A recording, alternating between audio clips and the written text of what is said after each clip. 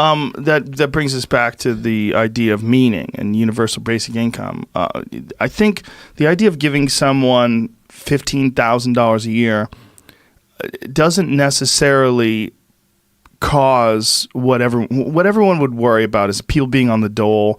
You would have a bunch of listless people out there with no meaning in life. But the idea is that $15,000 a year, and I'm not necessarily sure I agree with this. I'm not even endorsing this. But that $15,000 a year would just provide you with the necessities to get by in life. It would give you food. It would give you shelter. Well, it's not going to stop at 15 because the moment people are like, I'm going to 15, like then people would demand more. Bernie Sanders would be on the I want 16, 17, $45,000 a year. These companies are too big. Yeah, that could happen. It doesn't stop. It just goes all the way to bankruptcy. The concern is the slide to socialism.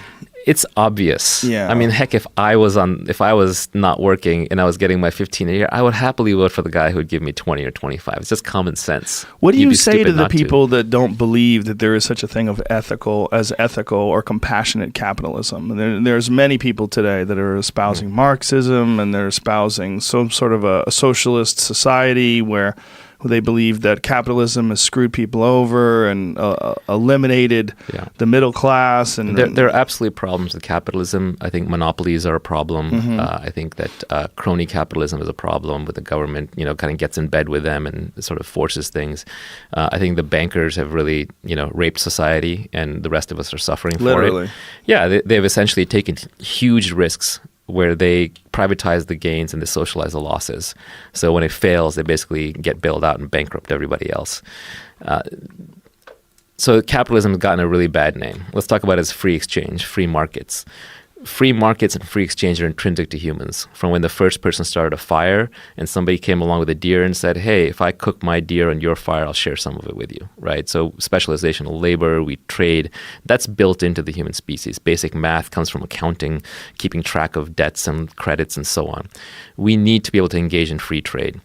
The correct criticism of capitalism is when it does not provide equal opportunity. And so we should always strive to provide equal opportunity.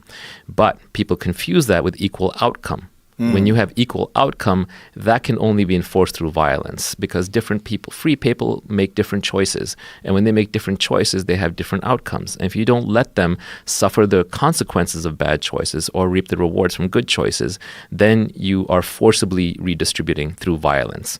It's interesting that there are no working socialist examples that exist without violence. You basically need someone to show up with a gun and say, okay, you're not allowed to do that. You hand this over to that person. So one of the reasons why I do this podcast is because I believe everybody can be wealthy. Everybody. It's not a zero-sum game. It is a positive-sum game. You create something brand new. You exchange it with me for something brand new I've created. There's higher utility for both of us. The sum of the value created is positive. It's not like status where it's like you're higher up, I'm lower down. You're president, so I must be vice president. You're a +1, I'm a -1, and has to cancel to 0. We should be all for playing positive sum ethical games. The problem is because of these looters who have ruined capitalism's name, that then you get socialists coming in and saying, burn the whole system down. Right. You burn the whole system down, we end up like Venezuela or the former Soviet Union. You don't want to be a failed socialist states with emaciated teens hunting cats in the streets to eat, right? That's literally what happens in some of these places. So I think it's very important not to destroy the engine of progress that brought us here. Yeah, the idea that socialism just hasn't worked yet. That it needs to, we just need to do it right. If we do it right, we can. Have you ever had a debate? 100 million dead, and well, let's keep trying. All over the world, and every single time it's been implemented. Have you ever had a conversation with someone who's a socialist? Many times. Some of my better friends are socialists. Really? So we really get into it. Yeah. And what is there? I mean, does anyone have a compelling perspective at all? I think really socialism comes from the heart. Right? We all want to be socialist. Capitalism comes from the head because there are always cheaters in any system. Yes. And there's incentives in any system. So when you're young, if you're not a socialist, you have no heart. When you're older, if you're not a capitalist, you have no head, right? You haven't thought it through. So I understand where it comes from. I always liked Nassim Taleb's framing of this, where he said, with my family, I'm a communist. With my close friends, I'm a socialist. At my state level politics, I'm a Democrat. At higher levels, I'm a Republican, and at the federal level, I'm a libertarian. Right. So basically, the larger the group of people you have massed together who have different interests, the less trust there is, the more cheating there is, the better the incentives have to be aligned, the better the system has to work, the more you go towards capitalism. The smaller the group you're in a kibbutz, you're in your commune, you're in your house, you're in your tribe, by all means be a socialist. With my aunts, with my brother, with my cousins, with my uncles, with my mom, with my family, I'm a socialist.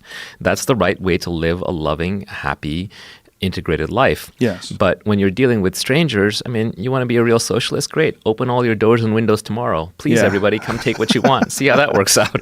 Yeah. This idea of income inequality, that always strikes me as it's a deceptive term, income inequality. Well, let's flip it around. It comes from outcome inequality. Yes. And the outcome inequality is there because you made different choices. Now, again, going back, if it was because you didn't have the same opportunities, that's a problem. Yes. So society should always try to give people equal opportunities. So, for example, instead of basic income, what if we had a retraining program built into our basic social fabric, which said that every 4 years or every 6 years or whatever it is, maybe it's every 10, you can take 1 year out and we'll pay for you to go retrain completely. And you can go into any profession you like that has some earning power and output, hopefully a creative long-term profession, and you can re-educate yourself. That would be much better for society on all levels than basically just saying, now you're going to be the dole for the rest of your life. Yeah, you'd have to lead that horse to water and then make him drink. It requires people to put in some effort. Yes. But, we can't all just sit around. It's just not. Well, that's my perspective on income inequality. There's always effort inequality and thought inequality. There's just some people that are obsessed, and if those people become successful, it doesn't mean they stole from you.